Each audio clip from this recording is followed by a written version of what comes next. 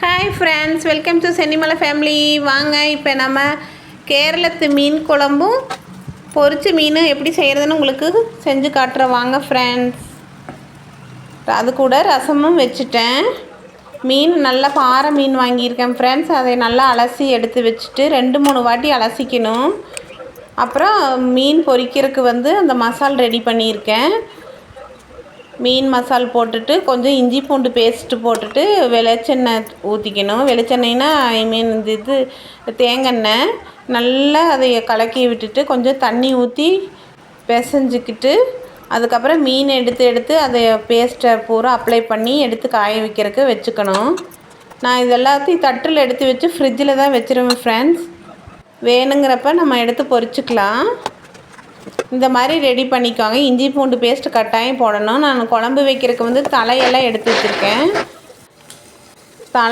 தலையும் கொஞ்சம் பீஸும் போட்டிருக்கேன். அப்போ தான் டேஸ்ட்டாக இருக்கும். மசால் ரெடி பண்ணிக்கலாம். அதுக்கு அரைக்கிறதுக்கு சின்ன வெங்காயம், மல்லித்தூள், இஞ்சி பூண்டு பேஸ்ட்டு, தேங்காய், வரமிளகாய் தூள் இதெல்லாம் போட்டிருக்கேன். கொஞ்சம் மீன் குழம்பு மசாலும் போட்டிருக்கேன் ஃப்ரெண்ட்ஸ். டேஸ்ட்டாக இருக்கும். அதுக்காக அதையெல்லாம் அரைச்சி எடுத்துகிட்டு வந்துட்டேன்.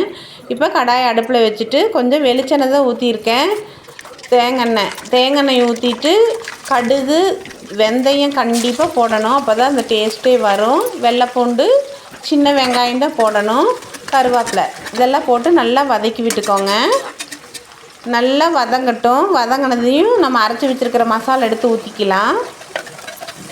நல்லா வதங்கிடுச்சு. மசாலா ஊற்றிட்டு கொஞ்சம் தண்ணி ஊற்றிக்கலாம். நம்ம அளவு தண்ணி ஊற்றிக்கணும். ரொம்ப தண்ணியாட்டு இருக்கக்கூடாது. ஊற்றிட்டு அதுக்கப்புறம் நம்ம புளிக்கரைசலும் வச்சுருக்குறோம். அதனால நம்ம கொஞ்சம் கெட்டியாகவே இருக்கட்டும். அப்புறம் புளிக்கரைசல் கரைச்சி வச்சுருக்கேன். உப்பு போட்டுக்கலாம். கல்லுப்பு போட்டுக்கோங்க. கல்லுப்பு போட்டுட்டு நல்லா கலக்கி விட்டுட்டு அதுக்கப்புறம் புளிக்கரைசல் ஊற்றிக்கணும். கண்டிப்பாக புளி வேணும். அப்போ தான் டேஸ்ட்டு கிடைக்கும். புளிக்கரைசல் ஊற்றிட்டு நல்லா கொதி வரட்டும். பச்சை வாசமெல்லாம் போனதுக்கப்புறம் தான் நம்ம மீனே போடணும். நல்லா கொதி விடுங்க. கொதி வந்துருச்சு. இப்போ மீன் போட்டுக்கலாம். இந்த மீன் குழம்புக்கு ஸ்பெஷலே தலையும் வாலும் தான் ஃப்ரெண்ட்ஸ். செம டேஸ்ட்டாக இருக்கும். நல்லா ஒரு வாட்டி கலக்கி விட்டுருங்க. ரொம்ப இன்னும் கொஞ்சம் நேரம் ஆகி கலக்குனிங்கன்னா எல்லாம் உடஞ்சி போயிடும். இப்போ மீனோட கொழுப்பும் போட்டுக்கலாம். அப்போ தான் குழம்பு டேஸ்ட்டு கிடைக்கும். கொழுப்பு எடுத்து வச்சுக்கோங்க, வீசிடாதீங்க. அதுக்கடையில் ரசம் வச்சுட்டேன்.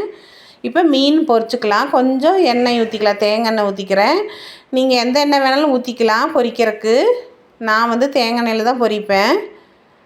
எண்ணெய் காஞ்சிருச்சு. இப்போ மீனை பொரிச்சுக்கலாம். இந்த மீன் குழம்பு ரெடி ஆகிறக்குள்ளேயே மீனும் பொரிக்கிறதுக்கு எடுத்துட்டேன். கொஞ்சம் நேரம் ஃப்ரிட்ஜில் வச்சுருந்தேன். அதுக்கப்புறம் நம்ம எடுத்து பொரிக்கும் போது அந்த மீன் மசாலாலாம் உடஞ்சி போகாது ஃப்ரெண்ட்ஸ், உதிர்ந்து போகாது. அதுக்காக ஃப்ரிட்ஜில் வச்சுக்கணும். வெந்துருச்சு. இப்போ திருப்பி விட்டுட்டு நம்ம எடுத்துக்கலாம்.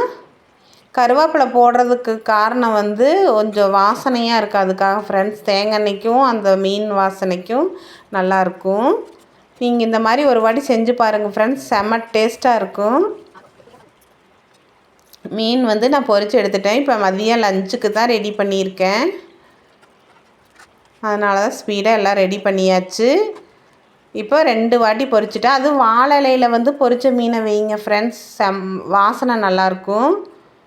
வாழை இலையில் தான் நான் வச்சுருக்கேன். இப்போ எடுத்து நம்ம பரிமாறிக்கலாம். வாழை இலை போட்டுட்டு சாப்பாடு ரெடி. தேங்க்ஸ் ஃபார் வாட்சிங்.